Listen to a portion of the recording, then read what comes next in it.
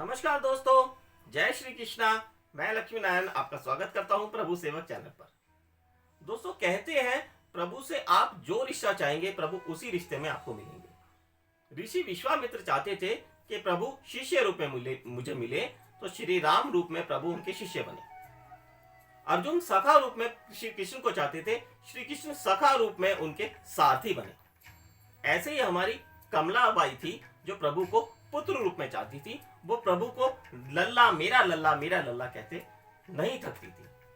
वो 24 घंटे सिर्फ मेरा लल्ला सुबह नृत्य प्रति प्रभु को स्नान कराती, उनको सुंदर सुंदर वस्त्र पहनाती, उनको श्रृंगार करती, उसके पश्चात उनकी पूजा आराधना करती और उनको भोग लगाती। दिन में भोग लगाती, शाम को भोग लगाती और रात को भोग लगाती। परंतु 24 घंटे उनके मुख पे मेरा लल्ला यही बात रहती। एक दिन दोस्तों, हमारी कमलाबाई को अचानक बहुत तेज हिचकी आने लगी। इतनी जोर से हिचकियां कि वो परेशान हो गई और उनकी हिचकियां रुकने का नाम नहीं ले रही थी। तभी उन्होंने द्वार पर देखा तो उनकी बड़ी बेटी ने बैल बजाई और वो गेट पर खड़ी थी। कमलाबाई ने जब अपनी लड़की को देखा तो अचानक से उनकी हिचकी बंद हो गई। कमलाबाई ने अपनी बेटी को गले लगाया और बोला कि बेटी, अभी मेरे को इतनी जोर से हिचकी आ रही थी, मेरे को किसी तरह से भी चैन नहीं आ रहा था। तो उनकी बेटी ने कहा, माँ, जब कोई आपको बहुत दिल से याद करता है तो आपको हिचकी आती है, और जब वो व्यक्ति आपके सामने आ जाता है तो आपकी हिचकी बंद हो जाती है। तो उनकी कमलाबाई पूछती है, इसका क्या मतलब बेटा? तो उनकी बेटी कहती है, माँ, मैं आपको बहुत याद कर रही थी, काफी दिन से आपको देखा नहीं था, तो मेरी याद करने की वजह से आपको हिचकी आ रही थी। अब मैं जब सामने आ गई तो आपकी हिचकियां अपने आप बंद हो गई। तो इस पे कमलाबाई ने कहा कि अब बेटे, ये सच बात है कि जिसे हम याद करते हैं उसको बहुत अधिक हिचकी आती है?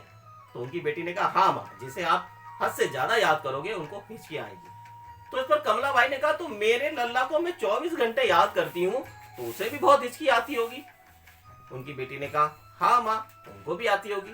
तो इस पे कमलाबाई ने कहा, मैं कान पकड़ती हूँ, आज के बाद मैं अपने लल्ला का कभी नाम नहीं लूंगी। मेरी वजह से उनको हिचकी आए, वो परेशान हुए, ये मैं बिल्कुल नहीं चाहती। आज के बाद मैं उसका नाम तक नहीं लूंगी। इस पर कमलाबाई ने कान्हा जी की जो मूर्त थी वो अपनी बेटी को दे दी और अपनी बेटी को ही बोला उनकी सेवा करने के लिए। अब कमलाबाई कभी भी प्रभु को याद नहीं करती, कभी भी उनका नाम नहीं लेती, कभी भी लल्ला नहीं कहती।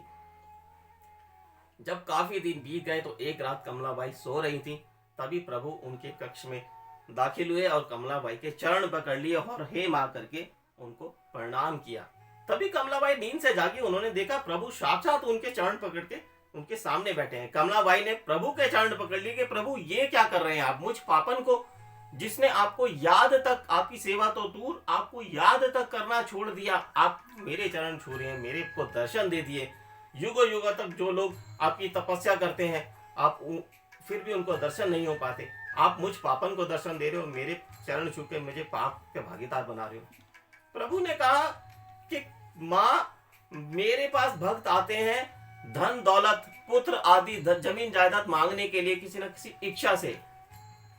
साधु संत जो हजारों साल, सैकड़ों साल पर्वतों पे तप करते हैं, उनका भी कोई स्वार्थ होता है कि उनको मोक्ष की प्राप्ति हो जाए, इसलिए वो मेरा ध्यान करते हैं। परंतु मेरे को ऐसे भक्त बहुत कम मिलते हैं जिसने इस वजह से मुझे याद करना छोड़ दिया कि मुझे हिचकी ना आए, मुझे परेशानी ना हो। तो ऐसे भक्तों को तो मैं चरण पकड़ने में भी मेरा सौभाग्य है मां।